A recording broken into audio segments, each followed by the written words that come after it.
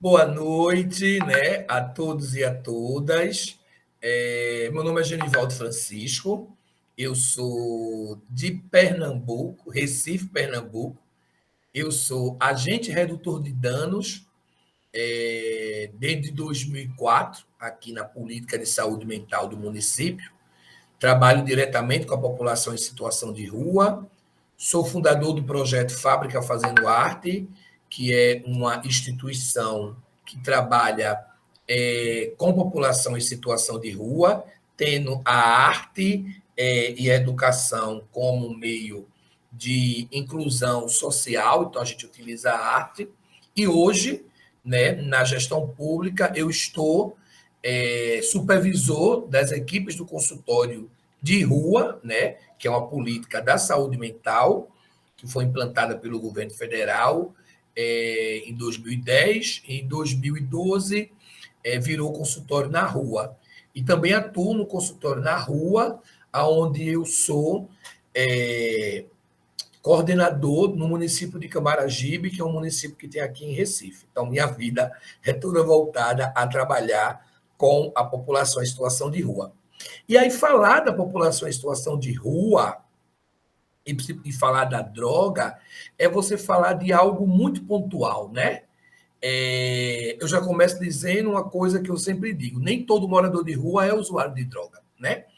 Porque é trazido esse estereótipo de que a população em situação de rua é usuária de droga, é marginal, e não é, né? A população em situação de rua tem suas várias formas, né? Tem suas formas de se comportar, tem suas formas culturais, tem suas formas de viver. Então, muitos moradores de rua não são usuários de droga. E muitos moradores de rua chegam na rua e encontram a droga, né? Porque é aquela tal história, né? Eu preciso algo para que possa aliviar essa minha dor, para que possa aliviar esse meu sofrimento, para que possa aliviar essa minha angústia, essa minha dor de viver na rua, né? De estar na rua, porque viver na rua não é fácil, né? Ao mesmo tempo que a rua nos oferta tanto prazer, né? O sexo, a comida, a própria droga, a rua também me traz tristezas, amarguras, percas, danos, né? E a gente vai muito no olhar da redução de danos. Então, olhar para a população em situação de rua é você olhar para esse sujeito no olhar do cuidado, né? Eu acho que é no olhar do todo, é no olhar de uma população que precisa ser vista, não é uma população que tem que estar debaixo das pontes, escondidas atrás das paredes. É uma população que está viva, é uma população que habita nesse território. O território da rua é um território vivo, né? A rua, ela vive, né? A rua, ela se projeta, né? A rua, ela tem seus direitos, seus deveres e suas formas de viver. E aí, quando se fala de prazer, vem a droga, né? Porque é essa droga que vai aliviar esse meu prazer, né? Que vai aliviar essa minha dor. É naquele momento do uso da droga que eu vou lidar com o meu sofrimento, né? Que vai aliviar a minha fome, que vai aliviar a violência sexual vivida, a exploração, né? A angústia, o desamor. Então, a rua nos apresenta isso. Então, falar em rua é você falar dessa relação também com a droga, né? E a droga, ela é muito presente na rua, né? A gente diz que a rua nos oferece muito prazer, e um dos prazeres da rua é a droga, né? A droga, ela está muito presente na população em situação de rua, né? E drogas de fácil acesso e drogas baratas, né? A população de rua ela encontra muito a droga da cola, né? A cola é uma droga muito presente, muito fácil de se ter, né? A maconha, o crack em si, são drogas que eu digo que são as drogas da rua. É a droga que você encontra na população em situação de rua. E aí é uma droga, a droga, ela chega na população de rua muitas vezes como o experimento, né? O meu experimentar, né? O meu experimentar. E aí me traz também a minha dependência, né? A minha dependência do uso da droga. E aí vem a pergunta, mas Geni, como é viver com a droga na rua? Né? Como é viver com o tabaco na rua? Né? O uso do cigarro? É presente, né? É contínuo, porque me faz sentir o meu prazer, né? Me faz aliviar essa dor, né? É uma droga que é fácil, é uma droga que transita muito fácil no meio da população em situação de rua. Eu sempre falo que nas grandes metrópoles a gente encontra todo tipo de todas essas drogas, né? Essa droga que chega até a mim para aliviar, né? Chega para o tráfico também, porque o tráfico na rua ele é muito presente, mas ela também chega como uma moeda. E aí, com a droga, eu consigo também ter algumas trocas de valores, né? Através da droga, eu consigo me alimentar, né? A partilha da droga me leva a partilhar o sexo, me leva a partilhar amores, né? Me leva a partilhar tantas outras conquistas. E aí também não é fácil também para essa população de rua ter essa droga sem o custo, né? Sem o custo. E aí a gente fala muito assim, mas na rua você encontra a droga fácil. Não é diferente de maneira nenhuma do menino que mora no arranha-céu, né? Na rua você também tem que comprar a droga, né? A droga na rua ela não chega aqui e diga, tome a droga, não.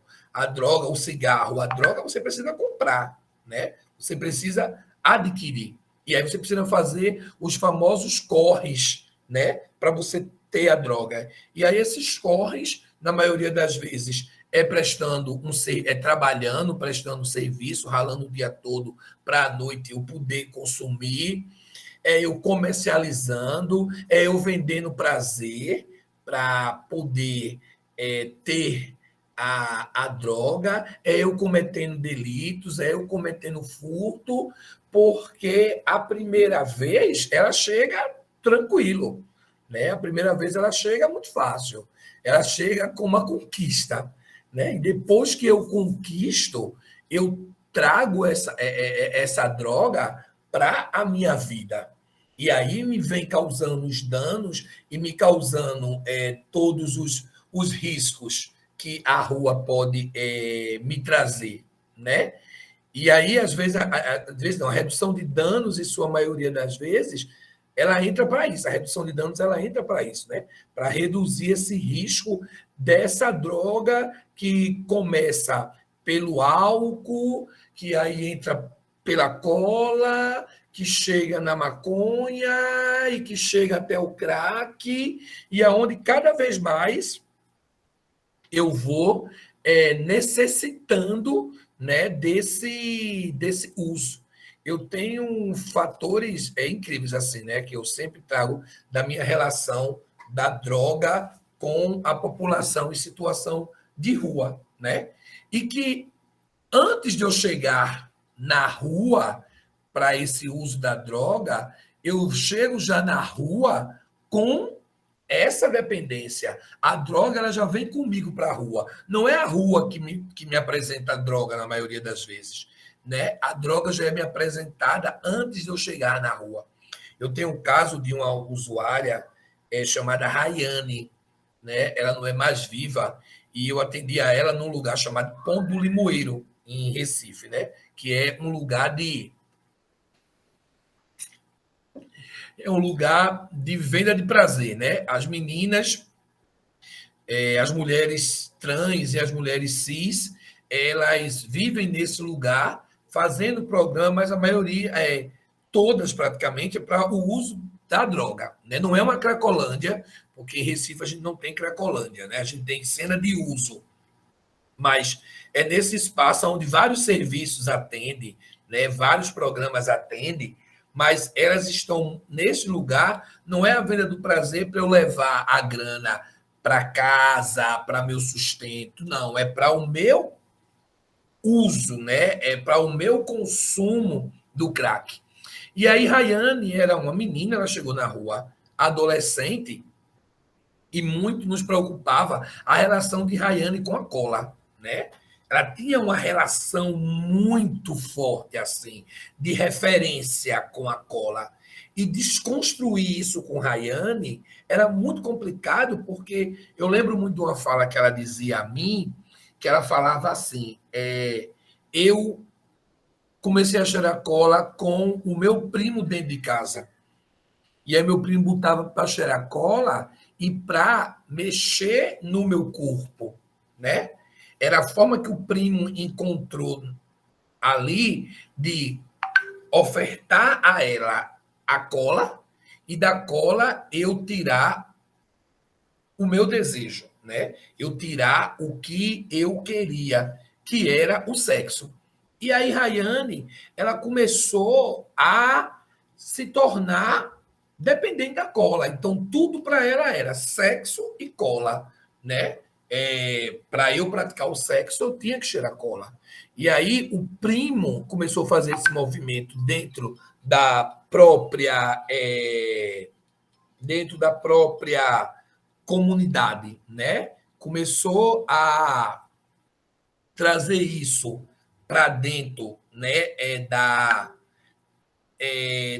Dentro de casa, né? Para que outros também da comunidade viessem a usufruir do corpo de Rayane através da cola. E isso era muito, muito presente. E aí, Rayane, ela começou a conhecer a rua, né? Ela começou a conhecer o movimento da rua, né? A rua, para ela, começou a se tornar algo presente por conta da cola. Então, como o primo deixou, né, de dar a cola a ela dentro de casa, ela foi para a rua procurar essa droga. E aí ela entra e aí começa a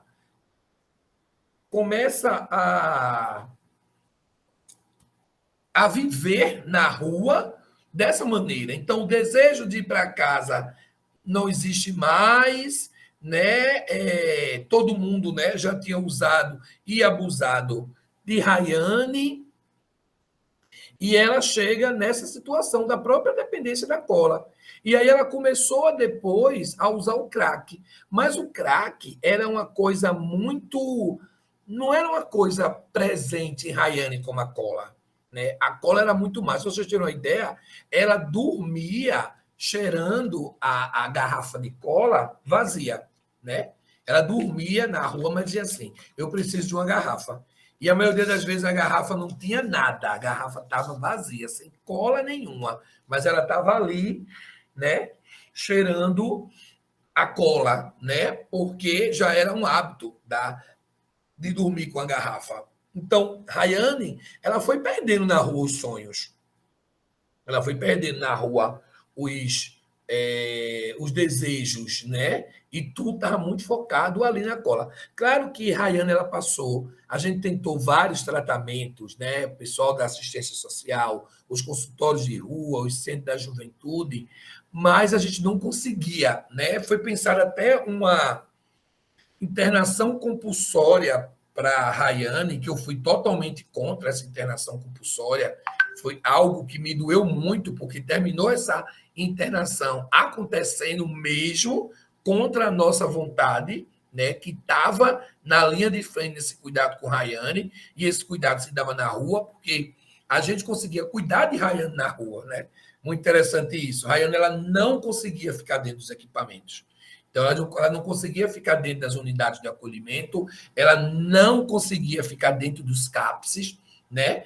A gente sempre foi buscando em Rayane o que poderia fazer com que Rayane trocasse essa cola, né, por algo que desse mais prazer do que a cola. E aí eu me lembro que ela gostava muito de desenhar, gostava muito. E aí tinha momentos que ela ficava desenhando, mas ela dizia assim: eu desenho, mas com minha cola ao lado, né? A cola tinha que estar ao lado. Ela desenhava, mas a cola tinha que estar ao lado. Se a cola não tivesse ao lado, ela não conseguia, né? Ela não conseguia. Uma atividade, ela gostava muito de atividade de teatro. Então, a atividade de teatro tinha que ter a cola. E adaptar essa cola dentro desse contexto foi bem difícil para mim, assim, né? Porque não era eu, Genivaldo, enquanto redutor de danos. Eu aceitava a cola de Rayane lá, porque enquanto Rayane estava fazendo atividade, ela não fazia uso, mas a cola estava lá, ela sabia que estava lá. Ela ia fazer uso quando ela saísse da atividade. Ou muitas vezes não, viu? Porque eu me lembro que no outro dia ia ter apresentação, e ela dizia: eita, eu não vou cheirar cola, porque no outro dia eu não vou estar legal para a apresentação. E aí eu quase que fazia, toda semana tinha apresentação, né? Porque Rayane vivia com isso, assim, tem apresentação, eu não faço uso. E aí trabalhar com Rayane, esse uso da cola, era isso, era fazer essa troca, né, pela arte. Mas era tudo muito presente. Então a gente conseguia fazer Rayane passar uns 4, 5 dias sem a cola, mas ela não conseguia ficar dentro do serviço, né? Ela voltava para a rua. É, eu lembro muito que ela recebia uma bolsa e ela dizia assim: organize esse dinheiro, mas não me dê o dinheiro porque eu não consigo manter. Se eu tiver ele, eu vou comprar cola, né? Eu vou comprar cola. E raramente ela falava de pedra de crack, né? Raramente, Rayane. Mas a arte, né, fazia ela, nesses momentos que ela estava envolvida com a arte, ela não estava envolvida com a droga, ela só olhava para ela, né? Mas ela não estava dentro daquele momento. E eram momentos incríveis de pintura, momentos incríveis de apresentações, né? De coisas maravilhosas que Rayane vinha fazendo, né? Então, essa relação da droga, ela vem de casa. Eu tenho outro caso mesmo de um menino que é um ótimo redutor de danos, chamado Selva, e aí a gente fala muito que ele não começou usando droga ilícita, ele começou usando droga lícita, né? Dentro da sua casa, né? Com os pais. Então, foi naquela cervejinha, foi naquele vinho que ele começou a fazer o uso, e aí eles começou a criar, né? O que dava esse como é que eu posso dizer, essa adrenalina dele, né? Essa adrenalina era a bebida. E aí a família começou a beber com ele em casa. E aí ele começou a sair para a rua e aí começou a conhecer outras bebidas. E aí ele começou a não voltar para casa, né? Ele saía e não retornava, porque ele ficava bebendo, né? Bebendo, bebendo, bebendo, bebendo, bebendo. E aí foi na rua que ele conheceu o crack, né? Quando ele deu o primeiro piro, acendeu todos os sinais para ele de dizer, poxa vida, né? E diferente de Rayane, para vocês verem, são dois casos, né? Rayane era uma menina pobre, de uma periferia, que o primo abusava sexualmente, dava cola para poder manter relação com ela, e o Flávio não. O Flávio morava na Conde da Boa Vista, que é a principal avenida de Recife, né? Estudando no colégio particular, com o pai empresário, a mãe também. Então, uma vida bem organizada, né? Uma vida estrutural diferente de Rayane, mas ao mesmo tempo os dois, né, vivem essa mesma realidade que é na rua, aonde eles descobrem esse universo da droga. Mas a droga ela já começa dentro de casa, né? Então, sua maioria das vezes, quando eu chego na rua, eu já chego com a droga, né? Eu estou agora vivenciando uma situação com um usuário chamado Diego. Diego. E é uma coisa que está me desafiando muito, né, enquanto redutor de danos, né, nesses anos todos de redução de danos que eu tenho na vida, de tudo que eu já vivi e que eu já passei, né, nessa construção. Eu estou na redução de danos desde 2004, mas há 22 anos eu faço redução de danos e não sabia, né? Com música, com dança, com teatro, né? Eu sempre gosto de dizer isso, como eu converso, faço uma aula, ou dou uma palestra, ou faço uma oficina, né? Que a minha vida ela começa na redução de danos sem eu saber, né? Porque eu sempre fui o menino do pai, da mãe, da igreja, que ia ser padre, e de repente um jovem tenta me assaltar. Desse assalto, a gente se torna amigo. Dessa amizade, ele desconstrói toda a minha vida no sentido de todos os planos, me leva para morar numa comunidade. Eu vou morar numa comunidade, eu saio de casa, vou morar numa comunidade, e me deparo logo com a maconha, né? A maconha que os meninos usavam muito.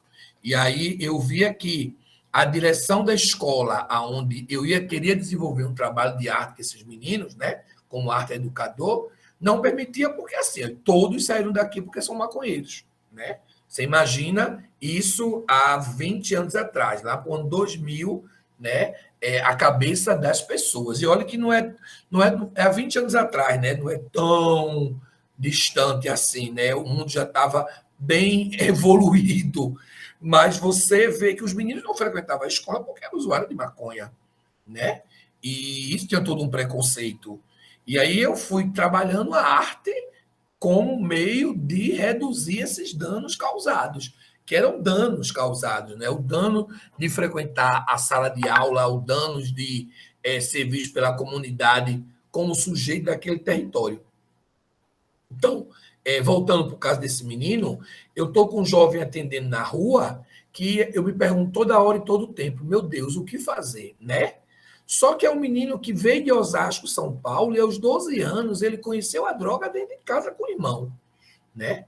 Foi através do irmão que ele deu a primeira cheirada no pó, né? Ele cheirou a primeira vez o pó. E a partir daí ele começa a traficar, né? Do tráfico, um vizinho já leva para roubar na Avenida Paulista, né? Ele começa a cometer furto.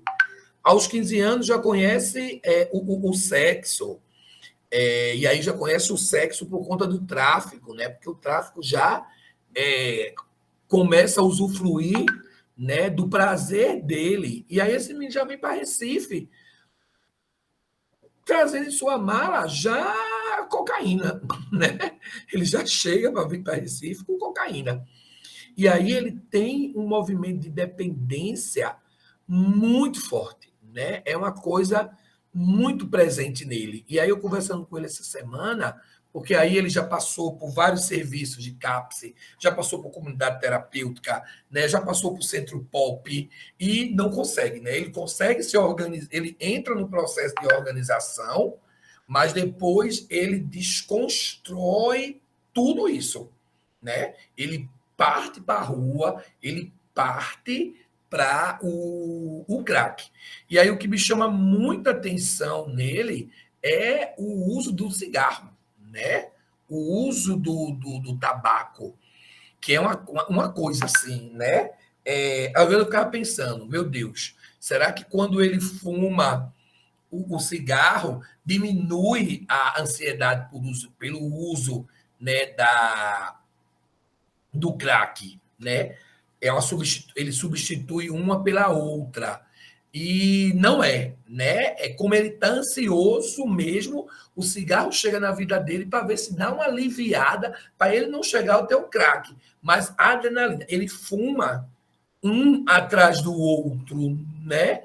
Para tentar ver se não chega até o crack, né? Que é muito presente, é muito forte, é muito pontual na vida dele, sabe? Então, a gente tem, né, várias situações, né? A droga está presente no território, está, mas a gente tem a ferramenta da redução de danos como um meio de poder estar reduzindo isso, né? porque o problema da droga na rua é um problema também, é um problema de saúde pública, né? E eu sempre digo que a saúde precisa atuar junto à população de rua, não só no olhar da droga, tá? Já que a nossa aula é sobre droga e tabaco, mas ela precisa olhar a saúde como um todo, né? E aí a gente tem, graças a Deus, os consultórios na rua fazendo essa ponte para que esse usuário chegue até os serviços, né? Porque precisou se pensar no equipamento, se precisou pensar numa política de saúde para a população de rua, porque também era uma população também que não conseguia chegar aos serviços e não conseguia também que esse acesso a esse cuidado, né, do uso da droga tivesse perto, né? Chegar até a unidade básica de saúde, chegar, né, até um PSF, né? E você hoje tem essas equipes, né, no Brasil, não só cuidando do uso da droga, né, mas da saúde como um todo, né? Olha a população de rua no cuidado da saúde como um todo, né? Eu faço parte da rede de redutores de danos dos consultórios de na rua, né? E é muito potente você ver as ferramentas. Hoje a gente estava conversando sobre práticas integrativas, né? Alguns municípios já desenvolvem práticas integrativas, né? Alguns feitos aqui, eu já utilizo a arte e a educação como ferramenta, né? Essa ferramenta de cuidado, de aproximação, de construção de vínculo. Então, eu vejo muito hoje a rua pedindo socorro para o cuidado do usuário. E aí, como eu peço socorro, eu estou pedindo socorro na questão clínica, né? Eu sei que as comunidades terapêuticas, e que não é o caso, fazem os seus papéis, né? De tirar da rua, de levar isso, principalmente as religiões, né? Fazem esse trabalho, mas eu vou muito pela clínica também, sabe? Eu acho que as coisas precisam estar alinhadas. E aí, quando eu falo em alinhar no cuidar desse usuário de droga em situação de rua, população de rua, é um olhar no todo. Eu preciso que esses equipamentos todos funcionem para acontecer, né? A saúde, ela precisa da assistência, que precisa da educação, que precisa da habitação, que precisa da cultura, que precisa de segurança urbana, que precisa de segurança alimentar para cuidar desse sujeito. Não é simplesmente eu tirar da rua e botá-lo dentro de um espaço e dizer, pronto, hoje você vai estar na abstinência total da droga e a droga não vem mais para a sua vida, né? Ou você vai deixar de usar a partir de amanhã. Não, né? É importante os CAPSes, AD, é importante as unidades básicas de saúde trabalhar com a desintoxicação, é importante as UA estarem funcionando, né? Unidade de acolhimento. É importante pensar numa rede mesmo, numa rede que atue junto a essa população. O bom é que não precisasse existir consultórios na rua, existir nada disso, né? Graças a Deus a gente tem as ONGs que desenvolvem um trabalho muito bom de alimentação, né? Que vai para a rua levar roupa, levar alimento, levar medicação, ofertar um banho. Mas a saúde pública, ela precisa estar mais próxima, sabe? Eu acho que a gente precisa começar a discutir, a olhar para esta rua, para este usuário que vai para a rua. E agora, nesse tempo de pandemia, né, a gente está saindo da pandemia, eu acho que a gente está conseguindo sair, a rua, ela está povoada demais, né? O território, ele está intenso, né? Porque as pessoas estão vindo para a rua, né? E aí eu estou vindo para a rua pela fome, né? Pela fome mesmo, pela miséria.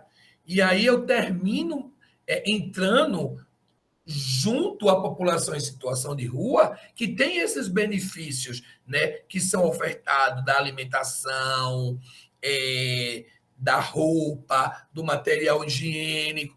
Porque as pessoas estão necessitadas mesmo. E aí eu também venho também para esse uso da droga, né? Eu também venho. Então, é naquele gueto que eu vou tentar encontrar essa droga que eu não consigo mais ter na comunidade porque eu não tenho grana mais para comprar, né?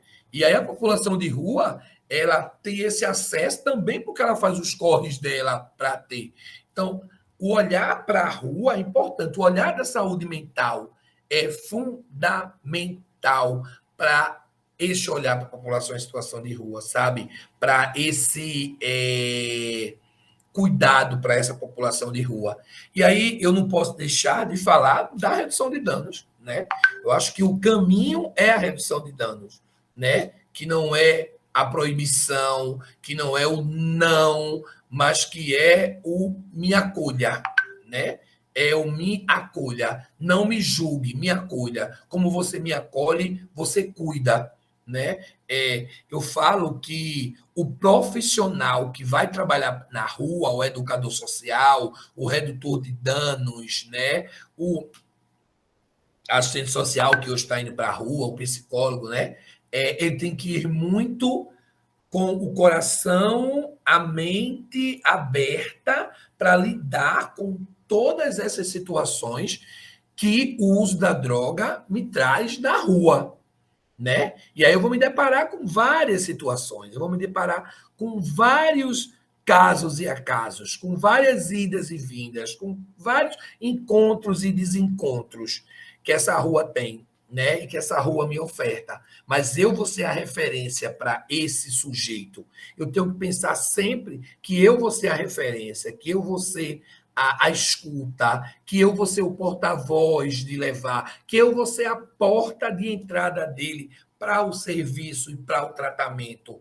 E que também vou ter que ser a porta de saída, porque ele vai voltar para a rua. E aí ele vai voltar para a rua usando ou não. E muitas vezes sai sem projeto de vida nenhum. Né? É aquela pergunta, meu Deus do céu, eu estou cansado, esse usuário vai e volta, vai e volta, vai e volta, mas é uma uma ida e vinda, que a gente vai encontrar algo naquele sujeito que a gente comece a reduzir esse danos causado pelo esse uso da droga, né? É que a gente vai chegar junto, é que a gente vai sentar no miudinho, é que a gente vai abrir o ouvido, né? Vai abrir a mente, vai usar a boca para levar a informação, vai trabalhar humanização, né? É um trabalho de humanização. Hoje, para você atuar na rua, você tem que trabalhar com humanização, sabe? Aí você diz assim, Geni, é fácil? Não é fácil, né? Não é fácil. Você tem que estar bem para poder isso, porque tem hora que você surta, tá? Tem hora que você não consegue. Mas, como diz o nosso querido professor Antônio Neri, e eu, né, essa aula eu me baseei muito em algumas experiências da Fiocruz, que depois eu mando as referências para vocês, que me diz assim, não é o usuário que vai se adaptar ao serviço, mas é o serviço que vai se adaptar ao usuário, né? É o serviço que vai se adaptar ao usuário. Eu estou conversando com vocês aqui, mas daqui a pouco eu vou sair para a rua, meia-noite, para fazer a contagem da população em situação de rua, né? Algo que a gente está fazendo aqui em Recife. E aí, que a gente, durante o dia, a gente está conseguindo encontrar. E aí eu vou também em busca dessa população usuária, né? E como essa população está acessando esses serviços que precisam estar acessando. E se o serviço, né, a casinha não chega até o usuário, chega nós profissionais para cuidar, né? Para conversar, para conscientizar, para dizer a ele a importância dele e que esse prazer que ele está tendo é um prazer que também prejudica, porque todo prazer exagerado, né, ele prejudica, né? Ele causa danos, não é só a droga que causa danos não, tá? Muitas outras coisas causam danos. Um amor desesperado, louco, um uso abusivo, né, de comida. Então, muitas coisas causam danos, né? E aí também olhar o usuário sem julgar, né? Não vamos julgar, não vamos julgar o uso do tabaco, o uso do crack, o uso do pó, o uso da cola. Não é julgando que a gente vai chegar nessa rua, que a gente vai chegar nesse território vivo, nesse território potente, né? É com o coração aberto, né? É escutando mesmo, né? E é escutar, porque é muita coisa, né? Às vezes você se para e diz: meu Deus, por que essa pessoa está em situação de rua? Por que essa pessoa está fazendo uso de crack desse jeito? Por que essa pessoa está fazendo uso de maconha dessa maneira? Sabe? É o não julgar, é o não julgar, é o acolher, é o se aproximar. E aí, isso é papel do serviço, né? Graças a Deus, como eu já falei, a gente tem as ONGs que vêm desenvolvendo vários trabalhos maravilhosos. Eu estou muito feliz, eu estou sendo convidado, né, para estar falando com muitas ONGs que está desenvolvendo, fazer oficina de capacitação, né? Eu criei agora uma apostila onde eu coloquei 101 dinâmicas de grupo para trabalhar com usuários de droga, né? É uma apostila que depois eu posso até ver com o pessoal para passar para vocês. E aí você tem várias dinâmicas para trabalhar com o pessoal, porque a população em situação de rua também é viva, viu? Eles gostam de vida, né? Não é porque eu estou na rua que eu não vivo, não, né? Como diz os Titãs, a gente não quer só comida, não. A gente quer comida, diversão e arte, né? A gente quer prazer, né? E não é só o prazer da droga, não, tá? Tem outros prazeres que essa população usufrui e quer ter, né? E quer receber. Então, é isso, né? A rua, ela é potente, a rua é território vivo, a rua tem droga lícita e ilícita, sim, a droga ela chega na rua a mim, mas a maioria das vezes ela já chega a mim lá dentro da minha casa, de todas aquelas formas que eu já falei, com os ganhos secundários, né? E com outras formas. Na rua, ela me dá prazer, porque esse prazer vai aliviar minha dor, vai aliviar o meu sofrimento, né? Aquela história, né? Tem uma musiquinha que diz assim: eu vou beber para esquecer meus problemas, né? Então, esse beber, esse usar, é que vai aliviar por alguns momentos. O problema não vai passar, né? Porque o problema ele vai continuar, ele vai ter que ter um caminho e uma resolução. Mas naquele momento é essa droga que vai aliviar essa rua sofrida, essa rua tão violenta, mas uma rua também que me traz muito prazer também, né? Eu conheço gente que vive bem na rua, né? Que gosta de estar na rua e que ocupa esse território e que se apropria desse território e diz que esse território é meu, né? Eu vivo nessa rua, eu não preciso ter a casinha, as paredes para dizer que eu sou desse território. Eu moro nesse território, eu vivo nesse território, eu atuo nesse território, eu sou presente nesse território, então eu sou morador. A diferença é que o meu teto é o céu e o meu colchão são as calçadas, né? A minha lua são as lâmpadas, né? E o mar é a água que o cara joga em cima de mim para me acordar de manhã, como estou dormindo ali na frente do estabelecimento dele, né? É a vida na rua, é a vida do traficante que está ali rodando para eu fazer uso, eu também vender para poder também fazer uso,